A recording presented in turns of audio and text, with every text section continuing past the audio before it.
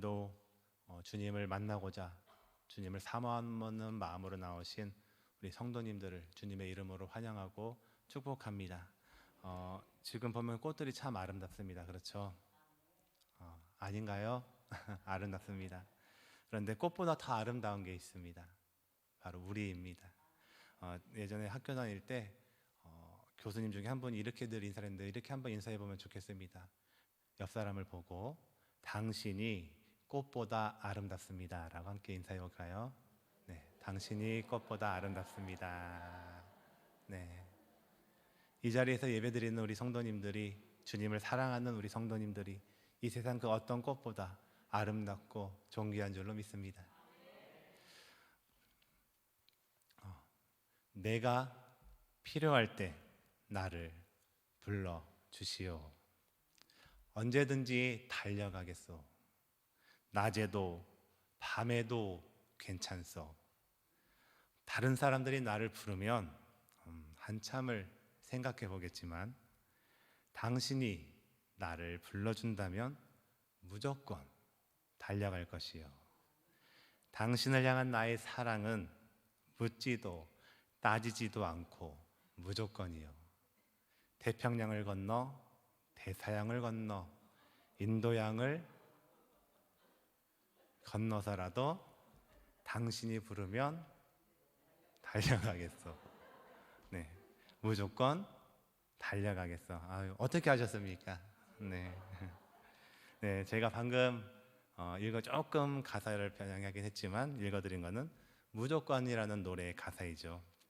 이 노래는 남녀 간의 사랑에 대하여 이야기하고 있습니다.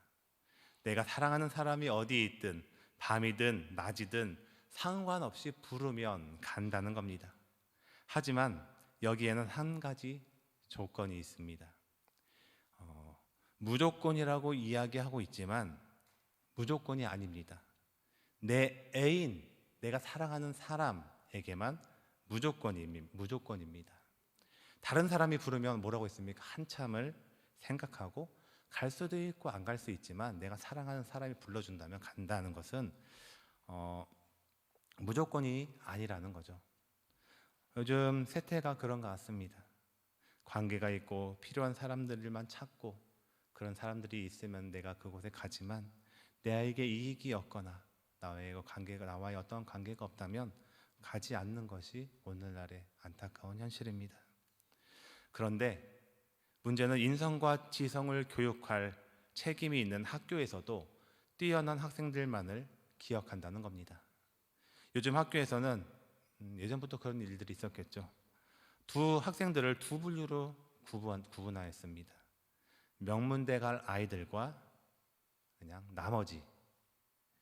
승리하는 자들을 기억하며 영광의 자리를 허락하고 박수 갈채를 그들에게만 보내겠다는 겁니다. 승리가 미덕이 되어버린 시대라고 해도 과언이 아니죠. 그래서인지 이런 사실을 뼛속 깊이 체감하고 있는 현대인들은 요람에서 무덤까지 쉼없이 1등을 향해, 성공을 향해 미친 듯이 달립니다. 이런 세태를 살아가다 보니 있어서 안 될 이야기가 쉴 새 없이 공중파를 타고 들려옵니다. 어떤 아이들은 수능을 치른 도중 시험이 잘 풀리지 않자 자신이 계획한 성공을 향해 달려가는 길에 차질이 생겼다 여기고 쉬는 시간에 자신의 목숨을 스스로 포기하는 일도 종종 있습니다. 또 청소년들이 동년배 친구들에게 돈을 빌려주고 고액의 이자를 받는 등 성공지상주의, 물질 만능주의 가치가 대세가 되어 판을 치고 있습니다. 성공이라는 열차에 오르지 못하면 이렇듯 소외와 그로 인한 상처 가득한 삶을 살아가고 만다는 것이죠. 성경에도 이와 같은 곳이 있습니다. 바로 오늘 말씀 속 베데스다입니다. 오늘날 세상의 모습을 적나라하게 보여줍니다. 물이 동할 때 오직 가장 먼저 뛰어드는 사람에게만 치유를 허락하는, 병자들 중에서도 강한 자만이 병고침을 받는, 거짓된 신화가 난무하는 곳, 약육강식 승자 독식만이 있는 치열하고 무서운 곳이 바로 이 베데스다입니다. 1등이 아니면 아무 소용없으며 약자는 38년이 지나도 그곳에서 낙오자로 살아갈 수밖에 없는 이곳이 현 시대와 너무 닮았습니다. 세상에 가진 것 없고 실패하고 낙오자 되어 말씀 속 38년 된 병자같이 더 이상 기대고 바라볼 것 하나 없는 사람들은 이렇게 희망 없이 주저하며 두려워하며 살아가야 할까요? 포기해야 합니까? 아니요, 그렇지 않습니다. 이런 우리를 친히 찾아와 주신 분이 계시기 때문입니다. 세상은 1등과 있는 자, 가진 자들을 기억하고 찾습니다. 세상은 자신이 사랑하고 생각하는 사람만 찾습니다. 세상은 고작해야 태평양, 대서양, 인도양을 건널 뿐이지만 우리 주님은 차원을 넘어 전 우주를 넘어 모든 사람을 찾아주시는 다음 없는 사랑을 주시는 분이기 때문입니다.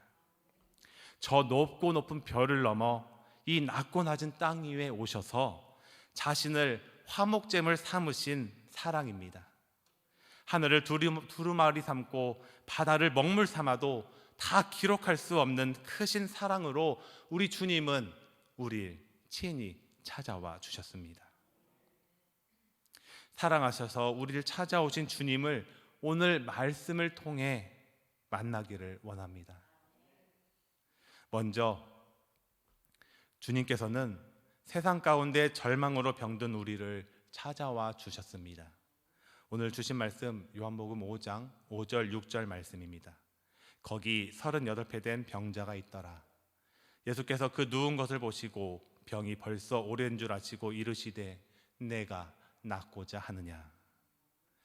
제가 한 8살에서 9살쯤 되었을 때였던 것 같습니다.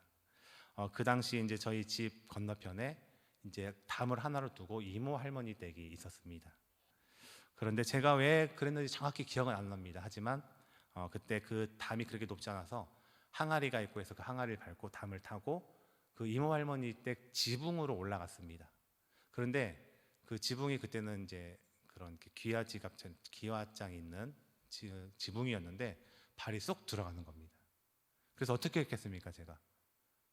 저희 집도 아니고 이모 할머니 지붕에 올라가서 지붕을 뻥 뚫어놨는데 저도 깜짝 놀랐겠죠. 이거는 제가 생각했던 일이 아니었거든요. 그러니까 이제 이러지도 저러지도 못하고 막 있었습니다. 저도 이제 놀랐으니까. 그런데 이제 이모 할머니가 방에 계시다가 이제 보고는 나오셨습니다. 창 밖으로, 문 밖으로. 그래서 저 지붕을 올려 보시니까 제가 있으니까 이제 저에게 막 고래고래 소리도 지르시고 욕을 막 하셨습니다. 네, 그냥 욕까지는 먹을 수 있습니다. 그런데 이제 어떻게 해야 됩니까? 제가 다시 내려와야 되는데 지붕에서 뛰어내릴 수는 없고 다시 올라왔던 담을 통해서 내려가야 되는데 이모 할머니께서 먼저 그 담 밑에 서서 이제 저를 기다리고 계시는 겁니다.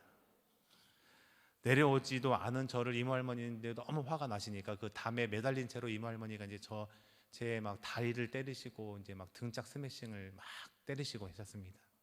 그래가지고 이제 그러고 이제 한참을 맞고 있었는데 방에 계시던 이제 부모님이 이제 밖에 좀 소란소란 소리가 들리니까 나오셨겠죠. 그래서 이제 저는 딱 보고 부모님이 오시는 모습을 보고 어떻겠습니까? 희망이 샘솟지 않았겠습니까? 분명히 아버지가 나를 이모 할머니의 손에서 보호해 주시겠지. 그러고는 이제 기대하고 있었습니다. 그런데 아버지가 딱 오셔서 저를 내려주시고 손을 꼭 잡아주셨습니다. 그래서 그런데 안심하기도 전에 옆에 있던 빗자루를 드셨습니다. 그 순간 제 마음이 어떻겠습니까? 억장 입은 하셨겠죠. 그러고 있는데 한참을 또 이제 아버지 손에 이제 들려서 맞고 있는데 어머니가 그 모습을 보시고 막 왔습니다. 아, 마지막 희망이구나. 그래, 엄마는 나를 도와주시겠지. 아빠가 지금 잡고 있는 데서 보호해주겠지 했지만 웬걸 어머니도 같이 때리셨습니다. 근데 조금 더 말씀을 드리면 제가 나중에 커서 어머니께 한번 여쭤봤습니다. 그랬더니 어머니 내가 아끼는 자식이고 나도 잘 못 아까워서 못 때리는데 그렇게 맞고 있는 걸 보니까 화가 나서 같이 때리셨다고. 그러셨던 얘기를 들었습니다. 이야기처럼, 제가 드렸던 이야기처럼 어떤 문제에 가로막혀 앞으로도 뒤로도 가지 못하게 되었을 때 우리는 크게 실망하게 됩니다.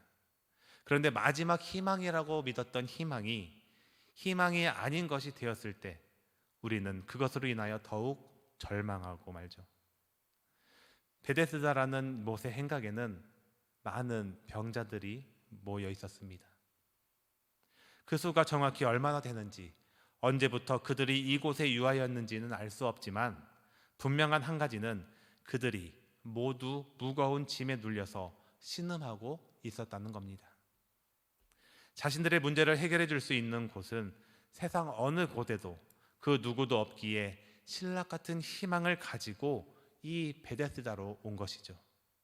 하지만 이곳에서도 먼저 들어가지 못해 예전처럼 신음하고 좌절하지만 그렇다고 이곳을 떠나지도 못하는 상황입니다. 오늘날에도 가난의 짐에 눌린 사람들, 질병의 짐에 눌린 사람들, 죄의 짐에 눌린 사람들, 승자 독식이라는 병에 걸린 사람들이 베데스다에서처럼 해답을 찾지 못하고 절망한다는 것이 베데스다와 오늘날의 공통점입니다. 이곳엔 평안이 없고 희망을 상실한 채 살아가는 사람들이 존재할 뿐이죠. 인생 최대의 비극은 뭐니 해도 죽음이지만 이 죽음보다 더 심각한 것은 죽기 전에 죽어간다는 겁니다.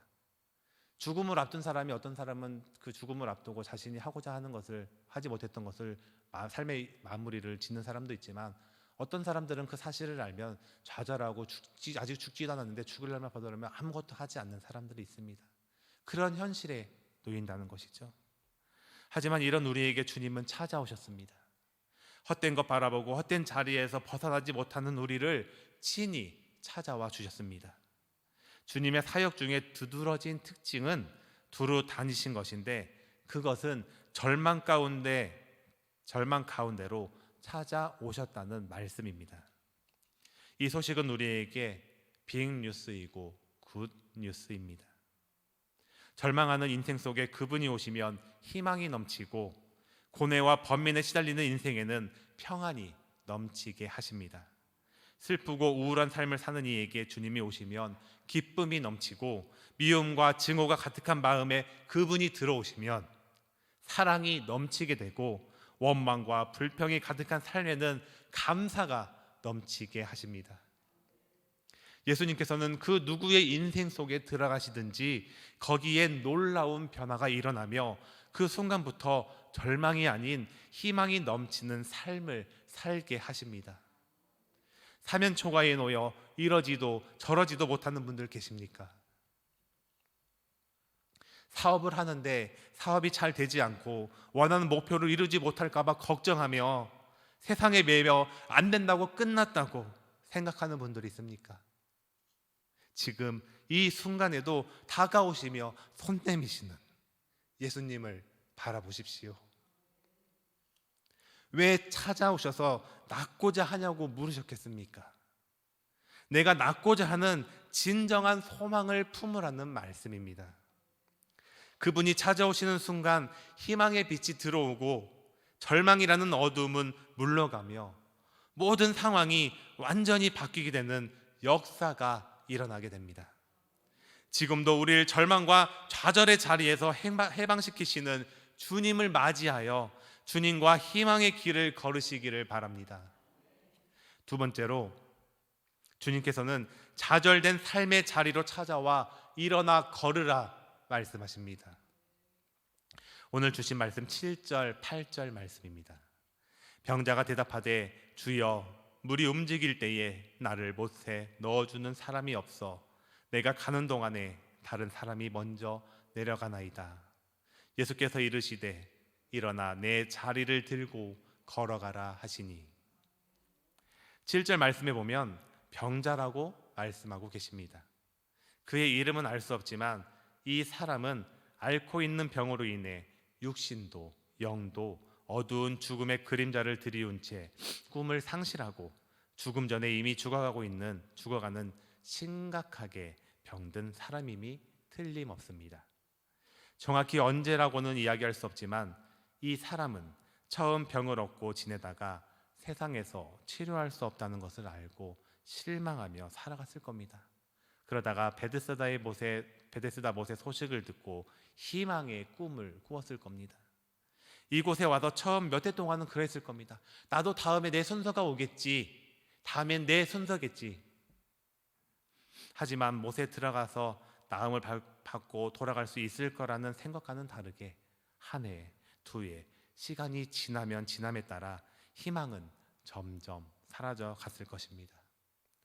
또 그곳에서 자신보다 늦게 오고 병이 더 중한 사람도 그렇지 않은 사람들도 있었을 텐데 먼저 온 순서도 병의 중함의 순서도 아닌 물이 움직인 후 먼저 뛰어드는 사람에게 우선권이 주어졌고 그러다 보니 비교적 덜 아프고 사지 멀쩡한 사람이 나음을 받는 상황이 연출되었을 겁니다.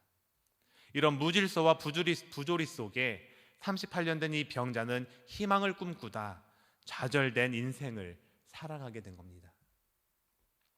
이 세상에 어떤 사람이 꿈꾸기를 중단하고 망가진 삶을 살고 싶을까요? 그런 삶을 원하는 사람은 아무도 없습니다. 그럼에도 불구하고 그렇게 될 수밖에 없었던 이유는 다름 아닌 과거의 상처로 인해 마음에 품었던 비전과 꿈이 좌절됐기 때문입니다. 꿈은 산산조각나고 상황은 변하지 않고 그것이 장기화되다 보니 사람들은 점차 꿈꾸는 일을 중단해 버리고 마는 것이죠. 말씀 속 38년 병자도 이런 이유에서 꿈을 중단했을 겁니다. 사람들은 대부분의 경우 육신의 병이나 환경적 어려움에 처하면 단지 외적인 반신불수가 아니라 그의 영혼이 피폐해지는 영혼의 반신불수 병자가 되어버리기도 합니다. 만약 그저 육신의 병만 고치면 되었다면 예수님께서는 이 병자를 찾아가셔서 아무 말씀 없이 병을 고쳐주실 수도 있었겠죠. 하지만 주님의 관심은 그저 외적인 질병의 나음이 아니라 그 이상의 나음을 원하셨기에 이 38년 병자에게 질문을 하십니다. 내가 낫고자 하느냐? 사실 너무 어처구니 없는 질문이죠. 병든 자에게 낫고 싶냐는 질문이 말이 됩니까? 하지만 이 질문에는 38년 된 병자를 진단하시고자 하는 예수님의 뜻이 담겨 있습니다. 그런데 여기서 또 이상한 것은 38년 된 병자의 대답입니다. 병자가 대답하되 주여 물이 움직일 때 나를 못해 넣어주는 사람이 없어 내가 가는 동안에 다른 사람이 먼저 내려가나이다 라고 답했습니다. 만약에 나에게 이런 질문을 하신다면 예 주님 낫기를 원합니다. 제 간절한 소망입니다. 어서 지금 당장 치료해 주세요 라고 말하지 않겠습니까? 그런데 38년 된 이 병자는 엉뚱한 대답을 하고 있습니다. 그렇다면 왜 예 고쳐주세요 라고 답하지 못했을까요? 이 병자는 지금 육신의 병보다 더 심각한 병이 있습니다. 한마디로 그는 외적인 질병의 문제가 아니라 지금까지 이런 어려웠던 상황으로 인해서 그 야기된 마음에 영혼의 병듦이 더 큰 문제인 겁니다. 좌절된 꿈으로 인해 끝내 꿈을 포기한 것, 이것이 38년 병자에게 있는 진짜 심각한 병이었습니다. 그의 대답 속에는 오직 1등만 기억하는 세상에 대한 분노와 1등이 되지 못하여 이렇게 있을 수밖에 없는 자신의 그 처지를 낙심하고 있는 것이죠. 그러면서 그는 왜 누구도 자신을 못해 넣어주는 사람이 없는 것인지 사람에 대하여 실망하고 분노하고 있는 겁니다. 지금도 얼마나 많은 사람들이 이런 현실에 매여 세상의 법칙에 지배당하며 깊은 상처를 받고 신음하며 살아가고 있는지 모릅니다. 각자의 절박한 상황과 그와 더불어 치열한 생존 경쟁 속에 타인의 사정보다 배려보다 자신의 것만을 더 중요하게 생각하는 암울한 현실 가운데 살아가고 있습니다. 왜 내가 가난한 집에 태어났는지, 우리 집 부모님은 왜 젊을 때 많은 부를 늘여놓지 못했는지, 왜 그런 재력, 다른 친구들은, 부모님들은 재력과 힘이 있는데 왜 그러지 못하는지 부모님을 탓하며 자신의 신세를 탓하며 세상을 탓하며 살아가는 그런 병에 걸려 많은 이들이 오늘날 살아갑니다. 이 병자처럼 우리는 우리의 도움을 다른 이에게 찾고 있지는 않습니까? 주님이 앞에 계시는데 알지 못하고 날 도와줄 사람을 찾으며 해결책을 세상에서 찾으려 하고 있지는 않나요? 눈에 보이는 실증된 현실 가운데에서만 찾으려 하는 세속적 인간의 제한된 시선으로 세상을 살아가고 있지는 않습니까? 이렇게 어리석은 우리인데도 불구하고 우리 주님께서는 이런 암울하고 좌절된 세상에 묶여 살아가는 우리를 향하여 위대한 선언을 하십니다. 일어나 내 자리를 들고 걸어가라. 절망의 자리에서 이제 일어나 걸으라 말씀하십니다. 여기에서 일어나라에 해당하는 그 원어는 에게 이레라는 단어입니다. 이 단어는 현재 명령형으로 일어나라 그리고 오라라는 이 두 가지 의미를 가지고 있습니다. 주님께서는 절망과 좌절의 자리에서 이제 일어나 내가 예비한 희망과 기쁨이 있는 은혜의 자리로 오라라고 말씀하시는 명령입니다. 주님께서는 우리에게 찾아와 주시는 것은 고작 질병과 삶의 문제에 매인 육신의 고통뿐만이 아니라 우리의 마음과 심령 그리고 속사람을 강건하게 해주시기 원하신다는 겁니다. 잃어버린 꿈을 되찾아 주시며 그 꿈으로 인하여 다시 꿈꾸는 사람이 되게 하십니다. 진정한 꿈을 꾸게 하십니다. 이것이 일어나 걸으라는 우리를 찾아오신 주님의 목적이며 우리를 향하신 선포이심을 기억하여 좌절과 절망의 자리에서 일어나 걸으라는 주님의 음성에 화답하시는 우리 모든 든든한 교회 성도님들 되십시오. 세 번째로, 주님께서는 우리에게 찾아오셔서 이제 하나님 나라의 꿈을 향해 걸으라 말씀하십니다. 오늘 주신 말씀 8절 9절입니다. 예수께서 이르시되 일어나 내 자리를 들고 걸어가라 하시니 그 사람이 곧 나아서 자리를 들고 걸어가니라. 예수님께서 이 땅에 성육신하신 것은 확실한 이유가 있습니다. 죄에 빠진 우리를 구원하시고자 하는 하나님의 확고하신 계획이죠. 힘있고 멋진 인생을 살라고 이 땅에 우리를 보내시고 삶을 허락해 주셨는데 절망과 허무에 굴복하며 죽어가는 우리를 그냥 내버려 두실 수 없으셨습니다. 그리고 하나님의 꿈을 우리를 통하여 이루시기를 원하셨습니다. 8절 말씀은 크게 세 가지 명령으로 이루어져 있습니다. 먼저 일어나라. 아까 앞에서 말씀드렸듯 일어나라와 오라는 의미를 가지고 있습니다. 이 동사는 앓는 사람을 낫게 하거나 죽은 사람을 다시 살릴 때 주님께서 말씀하셨습니다. 그리고 또 병든 자를 고치시고 죽은 자를 살리셔서 일어나 오라라고 주님은 말씀하신 것이죠. 그리고 좌절과 절망의 자리에서 일어나 은혜의 자리로 오라는 것입니다.